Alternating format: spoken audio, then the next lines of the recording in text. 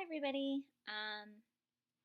I've never actually done a video blog before, so uh, bear with me. This is new. Um, I wanted to talk about our trip to Washington, D.C. recently, and I was going to write about it and thought, no, you know what? I'm actually going to do a video on it and be a little more vocal, I guess, about how our trip went. Um, It was pretty incredible. I wanted to go do a little backstory. If you're watching and you're not familiar with our background, I'll kind of do a brief catch up. Um, so, our daughter Gabby, who is 10, is a type 1 diabetic, and she was diagnosed in the very beginning of 2014. So, it has been a pretty long a little over 3.5 years. Um, and kind of to set the stage a little bit, um, right after Gabby was diagnosed, was a very difficult time for us. We did not um, we didn't walk into this diagnosis all prepared to be advocates and join the cause or anything like that. It's about a good 6 months to a year or so of just grieving the loss of much more normal life, the fears of the future, the difficulty to understand how to manage this disease. If you're unfamiliar with type 1, it is an autoimmune disease, which can sometimes get confused with type 2 diabetes, which is the metabolic disorder. In type 1, it's non-discriminatory. It strikes children, adults. Um, it, I guess, primarily strikes children, but it actually um, is a disease that has been known to occur in your late 30s, early 40s. It has no cure yet, and it is extremely, extremely difficult to manage. It affects your blood sugar. Basically, during the autoimmune attack, your white blood cells in your body destroy your healthy insulin producing beta cells in your pancreas. And once it destroys all of your beta cells, your pancreas no longer has the ability to release insulin. And therefore, insulin is a hormone you need to live. You must rely on injectable insulin to survive every day, except the amount that you need varies between person to person, day to day, hour to hour. Everything is affected.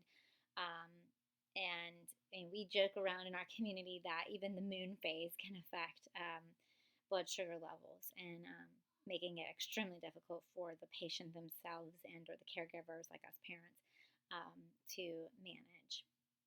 Um, so, about a year into diagnosis, Gabby, more so, I guess, than me, because I'm a little bit more on the introverted, um, quieter side. Gabby's much more outgoing.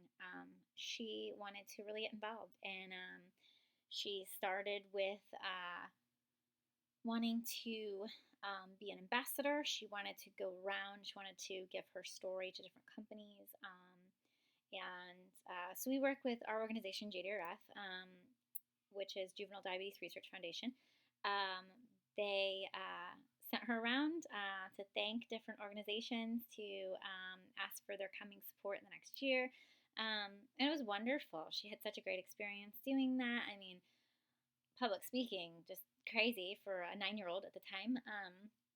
And it ended with one of her last speeches that she gave toward the end of her year as being ambassador was actually to our walk group of over 5,000. So it was pretty incredible. Toward the end of her year as an ambassador, she decided she wanted to get into government policies. And so she actually wanted to start going and speaking with congressmen regarding laws that affect type 1 and start making a difference. And so she actually went to a couple of, they're called Promise to Remember Me meetings, which is where the kids go in and they essentially tell the government officials, when it comes time for you to vote on something uh, related to type 1, promise to remember me. And putting a face to the disease is one of the biggest things that, in our community can be done for helping to push forward with a lot of these initiatives.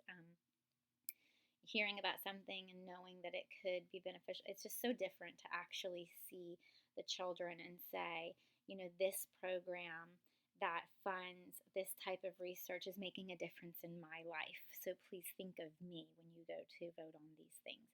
Um, so she actually went to meet with Congressman Webster on her birthday in 2016, and we were laughing so hard about all the things you could want to do on your birthday, and she was just over the moon to go meet with a congressman on her birthday.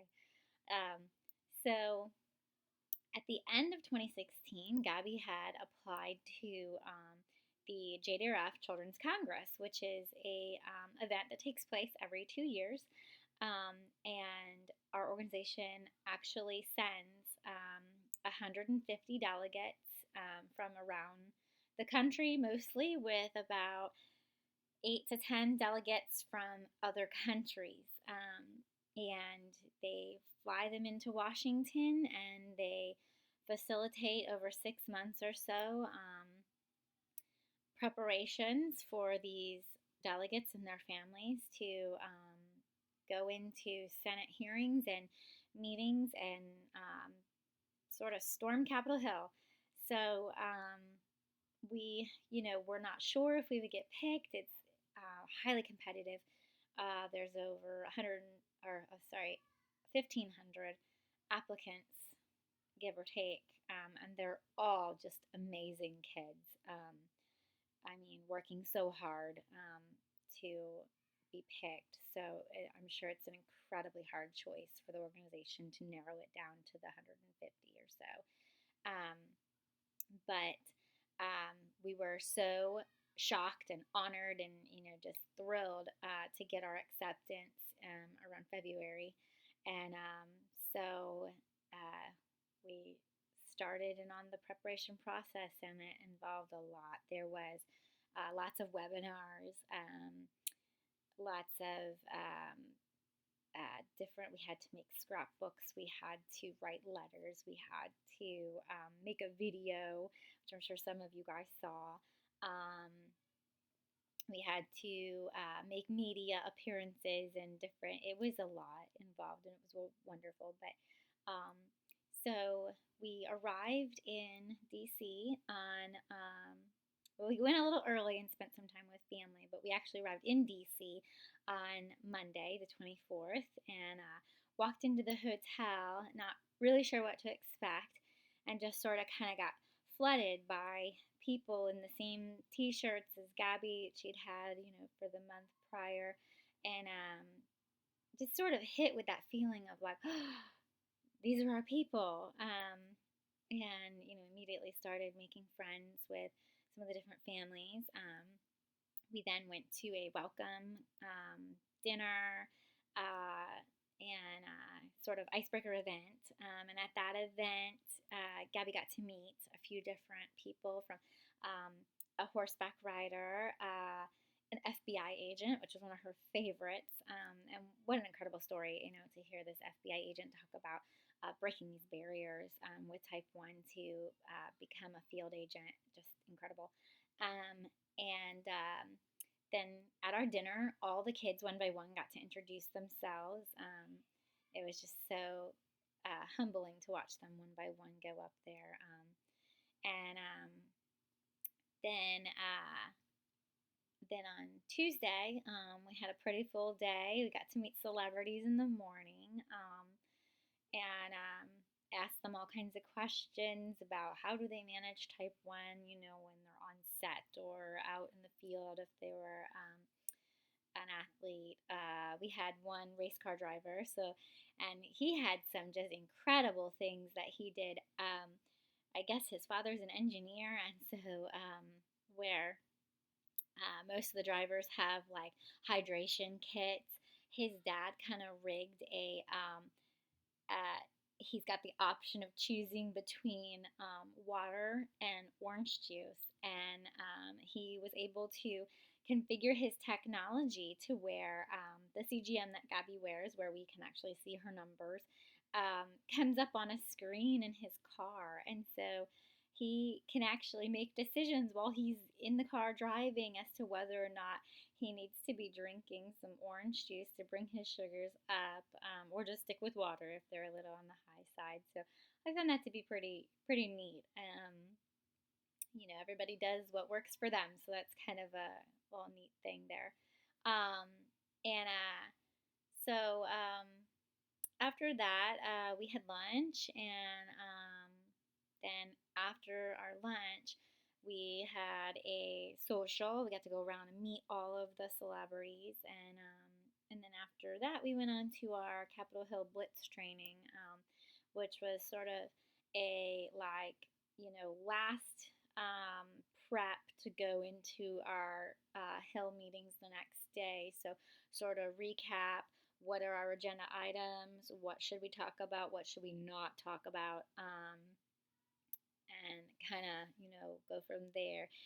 The biggest agenda items we had was we are looking for the renewal of the Special Diabetes Program, which is a program through the National Institutes of Health that allocates $150 million a year to type 1 specific research.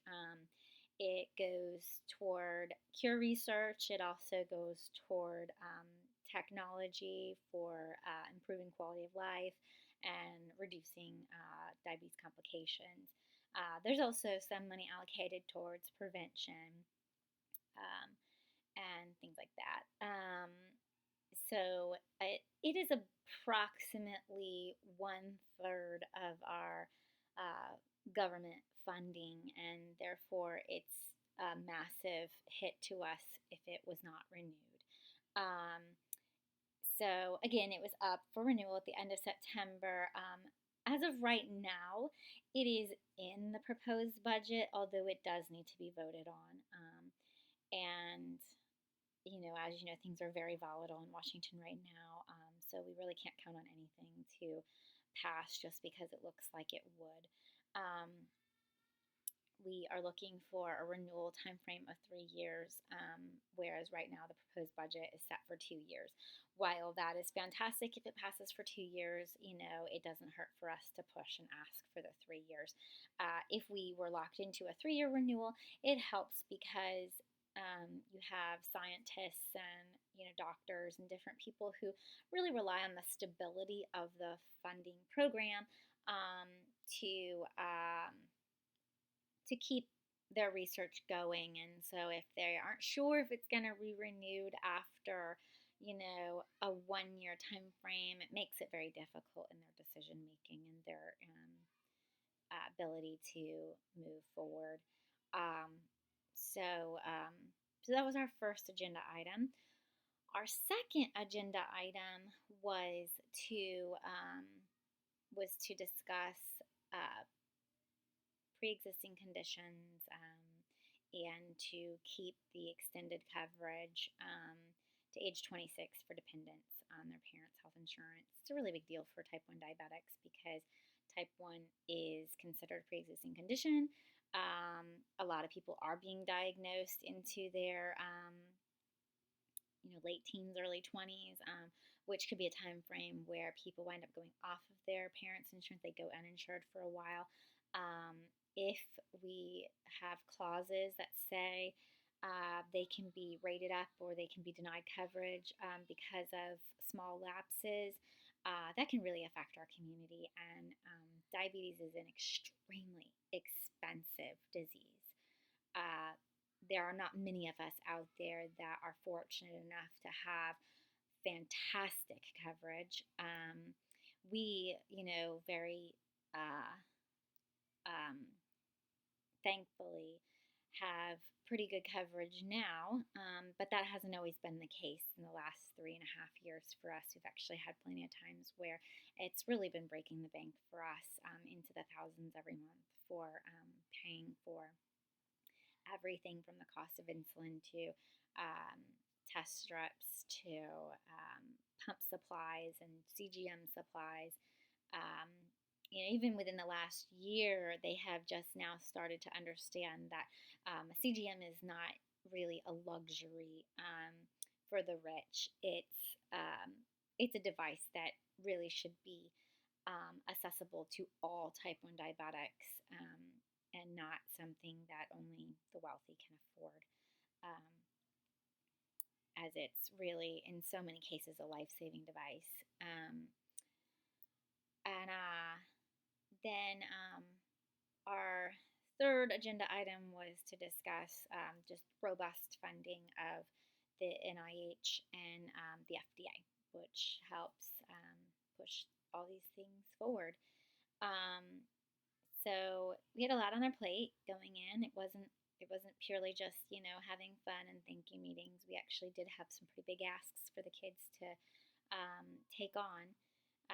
So we started our day on Capitol Hill in our Senate hearing, where we heard from our committee chair in the Senate, Senator Susan Collins. She's been such a champion for us, and it's been wonderful having her on our side all these years. And so to hear from her and Senator Casey, it was just a great start to our morning, and the kids really enjoyed it. It was really hard for us parents to listen to some of the testimony. There was one girl in particular that started speaking and just started giving her testimony of how her father died of type 1 complications shortly after she was diagnosed, and how it breaks her heart to think of other kids just being diagnosed now in the hospital, and them being concerned what their future looks like, and just knowing that from our side of things that there are warriors out there, and that we can do better. We're gonna fight for better.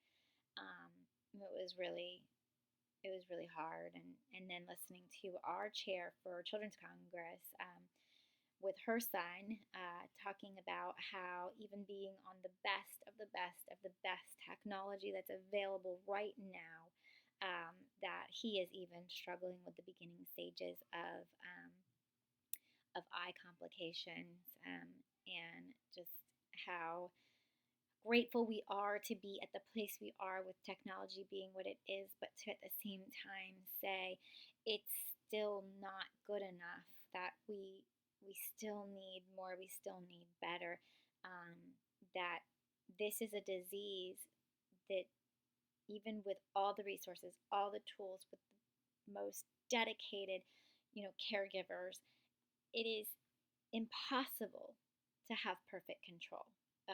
We are not a vital organ, and we try our best, but we will never be perfect. And the only way to ensure safety is perfection, is to be that vital organ that we just cannot be. So until a cure is found, these are only resources and tools that can help us, but they cannot fix it completely. Therefore, we just keep pushing forward and keep hope out there that a cure is not far off. There's been so many advancements in the last 5, 10, 15 years that we remain extremely hopeful in what lies ahead, and that as Gabby's doctor says, I want to make a promise to Gabby that she, he looked at me and he said, she will not be your age with this disease. So at the time, I think I was 32. So I had said, well, I'm going to hold you to it. So we have this little countdown of Gabby will not be 32. Still managing this disease the way it is, that we are hopeful for some version of a technological or biological cure. So at the So at the end of that hearing, we went on to meet with our Florida delegates and our Florida senators, and we had individual meetings with them. And then at the end of the day, oh wait, in between, which is pretty cool, because we got to, with our Florida delegation, meet with former Miss America Nicole Johnson, which we have met her previously, but we got to spend a lot of time with her this week, and she is just such a wonderful person, just so sweet and so dedicated.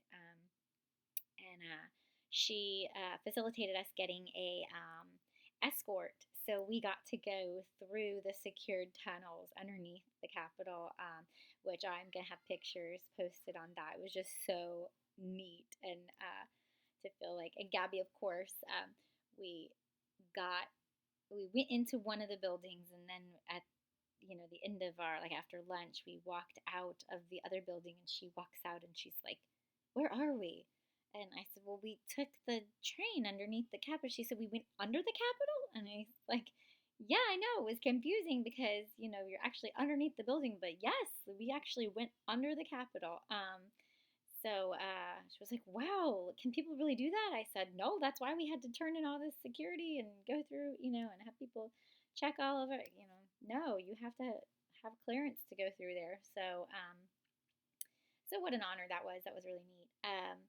And then at the end of the day, Gabby and I met alone with our representative for our district, which is Representative Val Dennings, and just such a sweet woman. She was so wonderful.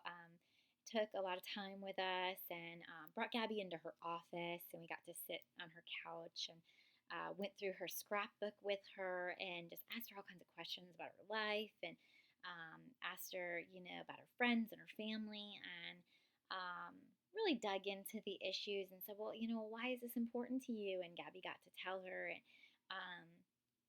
then, she started telling Gabby about how she has sat in on committees regarding the funding for NIH for type 1, and how she wholeheartedly believes in it, and, even wishes she could expand it if she could. And so we definitely got her support for that. It was fantastic. And then she also talked about, how she's pushing very hard for the changes to healthcare to include coverage for pre-existing conditions, and for the extended coverage for dependents. So that was great too.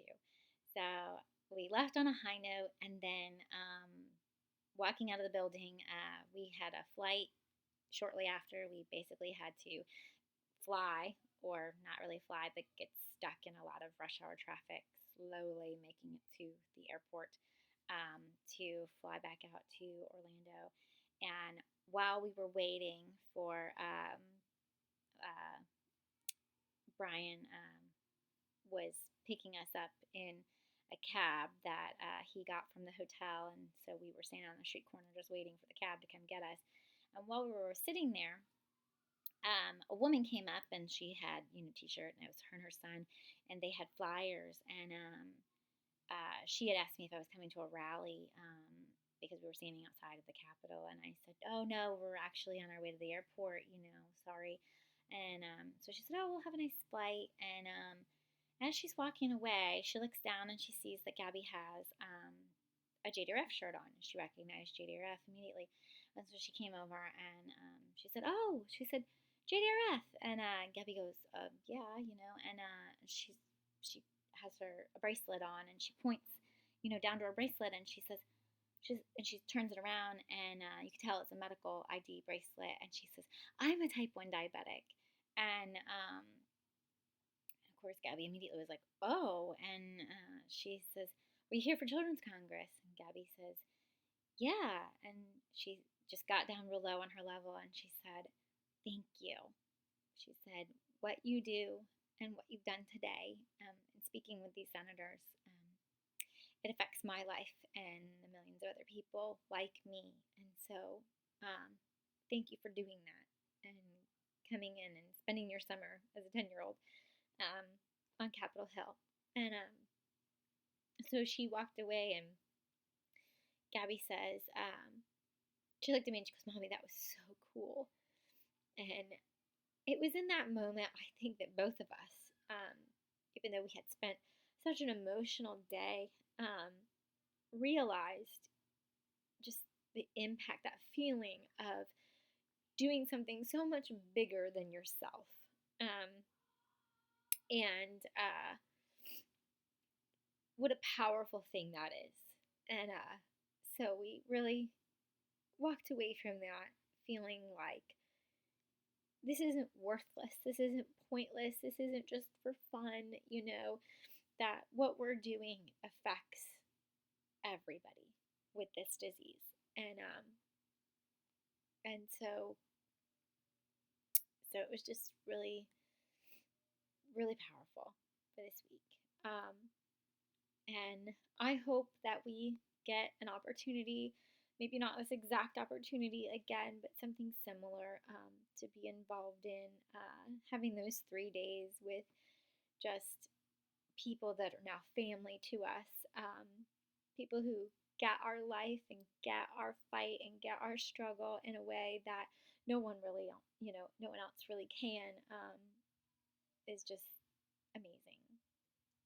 Um, so I'll be posting pictures of our trip and just um, everything we did. It was just absolutely phenomenal. So, um, so the end of my blog. Thanks for listening if you made it all the way through. And I'll keep you posted on how everything goes and what kind of impact we wound up having in DC.